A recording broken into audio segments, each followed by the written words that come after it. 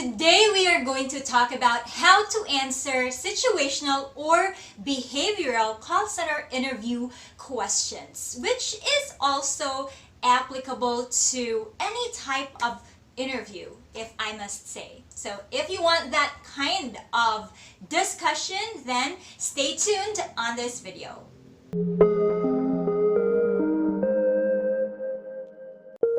Hey there Ninja! Welcome back to my channel. This is Rhea once again, and as usual, here in this channel we talk about call center tips and lifestyle survival. So if you're just new here, please consider subscribing. Just click the red subscribe button below.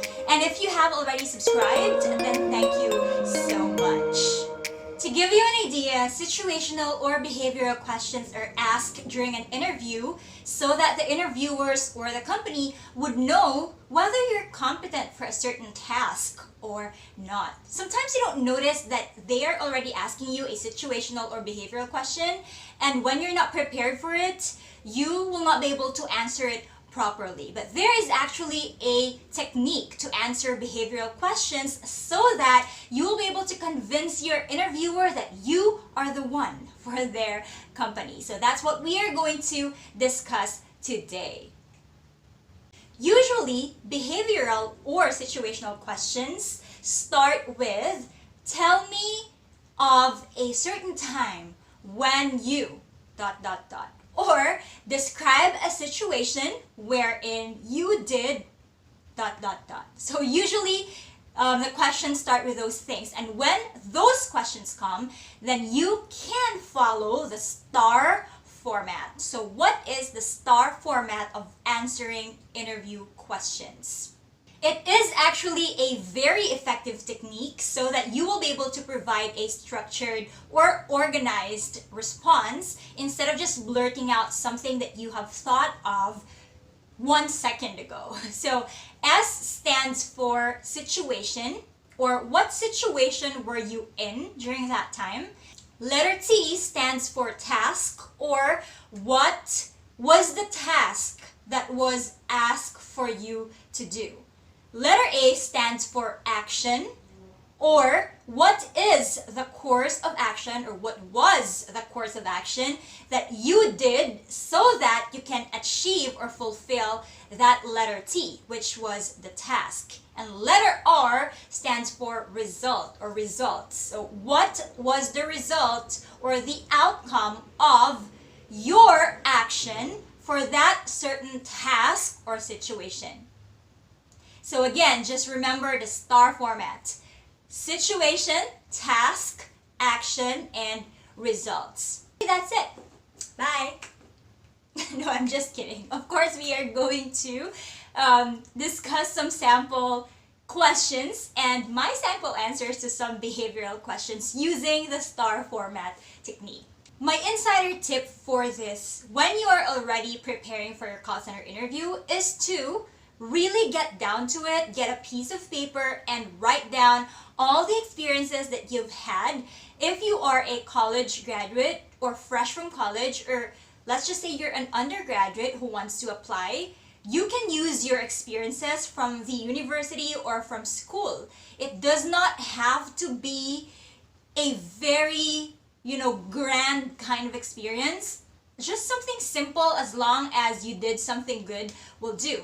If you have a work experience in other industry, for example, food or travel industry, you can use your experiences in those jobs to apply to your answers for the situational or behavioral questions. Sometimes you don't really know how to answer those questions and you don't know what kind of situation you will provide, which is why preparation is very important.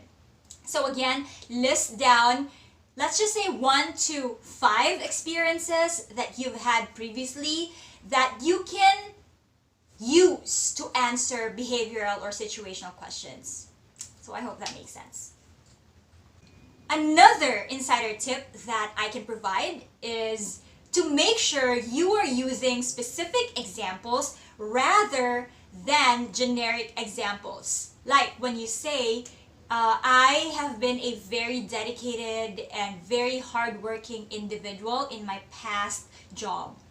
That is a very generic example, and it is easy to say that maybe, from the interviewer's standpoint, maybe you're just making up something in your mind. But when you are giving a specific situation, you are more believable and you are more credible. So when you say specific, you give an example.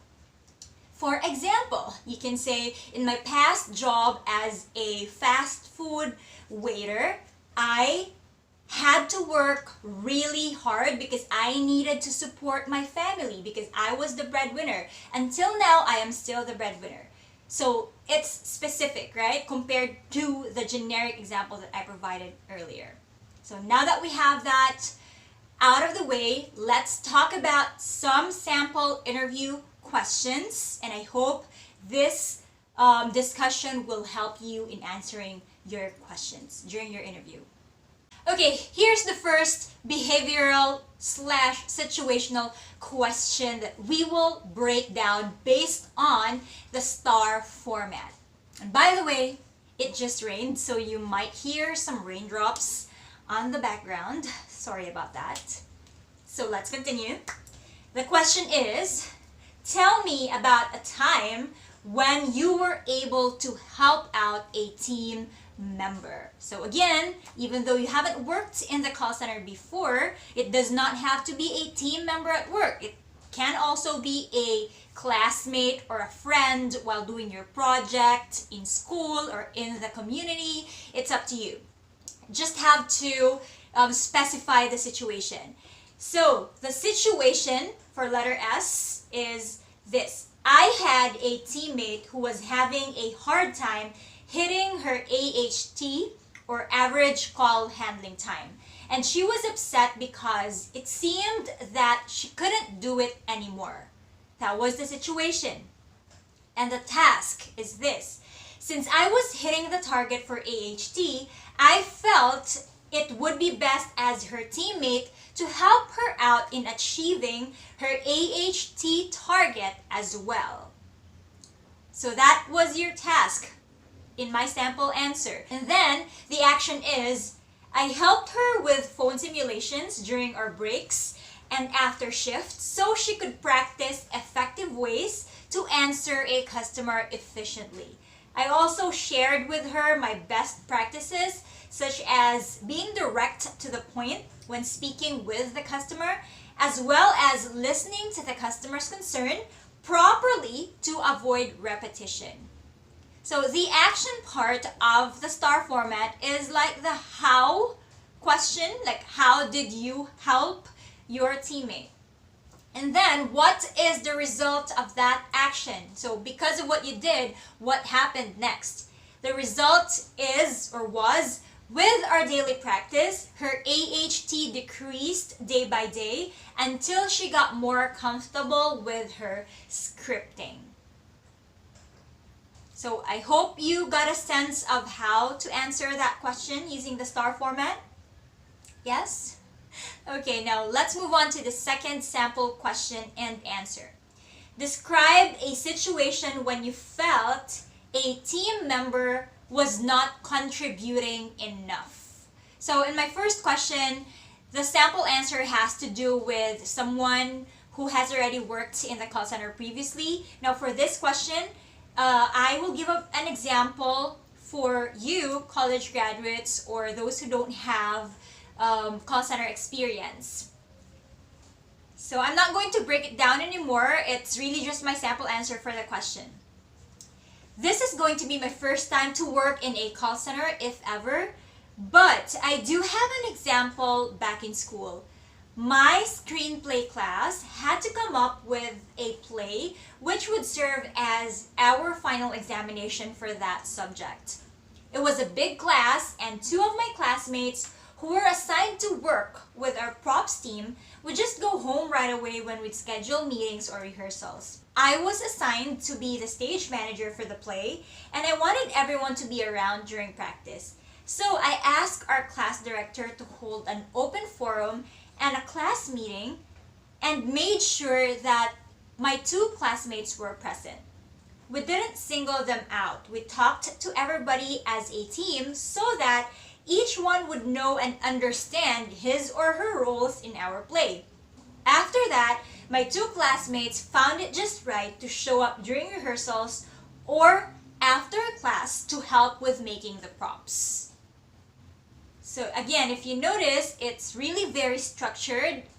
The examples were very, very specific. Okay, let's have another example. The third example I have is, describe a situation when you had to deal with demands from an unreasonable customer. So this is my sample answer. When I was working as a cashier in a fast food restaurant, there was this customer who went up to me angrily because her order was incorrect, even though she already agreed beforehand that all her orders were complete. She demanded to have some of her orders replaced right away. My task was to entertain the customer's demands, even though I felt that they were a bit unreasonable and there were also a lot of customers waiting in line. Since it was the first time I encountered that issue, I asked my supervisor for advice. I had to stay calm and patient during the entire conversation, even though she was already raising her voice. My supervisor told me to replace some of the orders and I followed. The customer, although she still looked angry, was satisfied after that. Again, very specific, not generic, and very detailed. But even though it's detailed, you still have to make sure it's direct to the point. No flowery sentences or statements.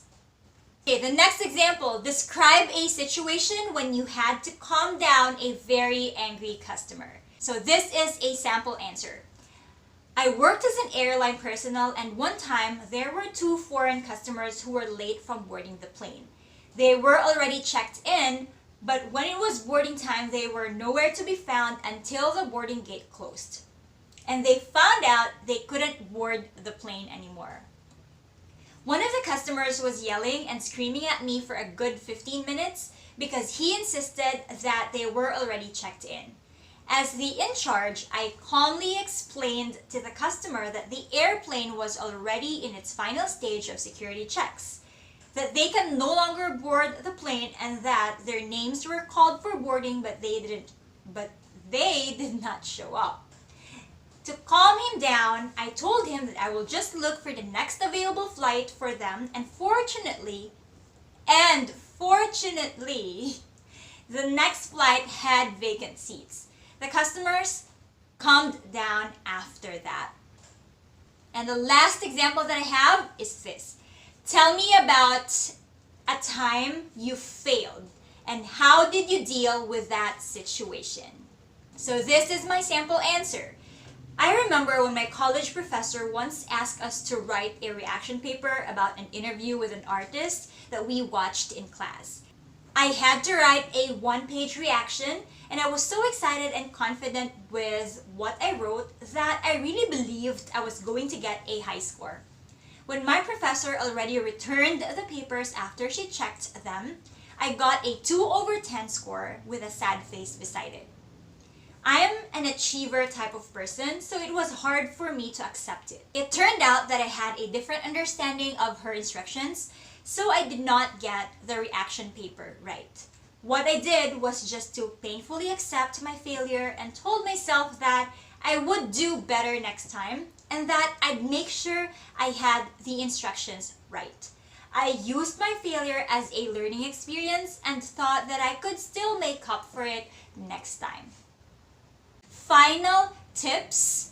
Although the examples might be different from what you will get during your actual interview, it is important that you know how to answer using the STAR format technique so that your responses will be structured and organized. And for sure, you probably wouldn't think of a situation to answer right away once you're already in your interview, but that's okay. At least you know in your mind that you can follow the STAR format so that you can provide a specific answer to your interviewer. And again, don't forget to prepare some situations or experiences that you can use to answer your interviewer's questions.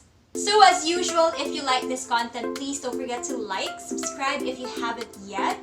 We are almost at 20,000 subscribers. I am not not sure how this came to a point wherein this channel, this community already has 20,000 subscribers. I am very grateful to you for your support, and I hope you continue to support this channel as well, and I will continue to make videos for you. And yeah, that's it. So thank you so much for watching this video, and I'll see you again on my next one. Take care and